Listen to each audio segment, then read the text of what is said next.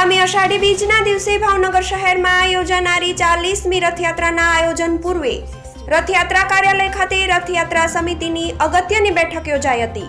આ બેઠકમાં રથયાત્રાના કાર્યક્રમો અંતર્ગત સંકલન મીટિંગ યોજવામાં આવી હતી। આ બેઠકમાં ભાવનગર પોલીસ અધિક્ષક ડોક્ટર હર્ષદ પટેલ, રથયાત્રા સમિતિના પૂર્વ અધ્યક્ષ હરુભાઈ ગોંડલિયા, રથયાત્રા સમિતિના અધ્યક્ષ પાર્થભાઈ ગોંડલિયા તેમજ તમામ સદસ્યો હાજર રહ્યા હતા, જેમાં રથયાત્રાને લઈને જરૂરી ચર્ચા વિચારણાઓ કરી હતી।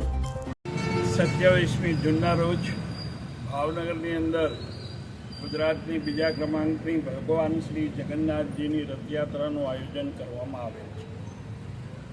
આ રથયાત્રાના અનુસંધાને આજરોજ ભાવનગર જગન્નાથજી રથયાત્રા કાર્યાલયના જ્યારે ઉદ્ઘાટન થયું ત્યારથી લઈને જે રીતે અમને પોલીસ ખાતા તરફથી આમ તો દર વર્ષે સહયોગ મળે જ છે અને આ વર્ષે પણ શરૂઆતથી જ અમને જે રીતે કાર્યમાં પોલીસ ડિપાર્ટમેન્ટ તરફથી રાત્રિએ વ્યવસ્થાઓ ગોઠવવામાં આવે, જ્યાં કાર્યકર્તાઓ કામ કરતા હોય ત્યાં પણ પેટ્રોલિંગ ચાલુ હોય છે।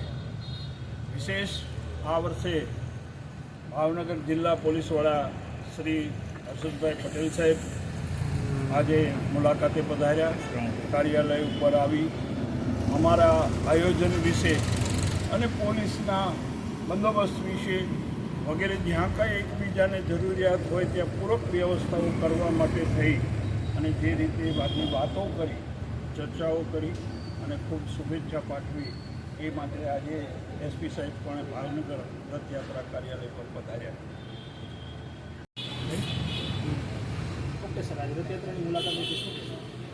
સમગ્ર ગુજરાતની સૌથી વધારે કલાક ચાલતી રથયાત્રા ભાવનગરમાં યોજાય છે। આ વર્ષે 40મી રથયાત્રાનું આયોજન શરૂ કરી દેવામાં આવેલું છે।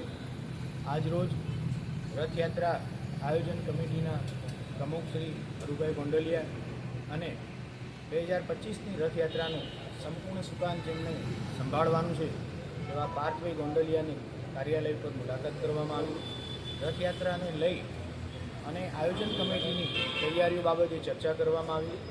સમગ્ર રથયાત્રા પૂર્ણ થાય ત્યાં સુધી પોલીસ તરફથી સુરક્ષા માટે કટિબદ્ધતા બતાવવામાં આવેલી છે।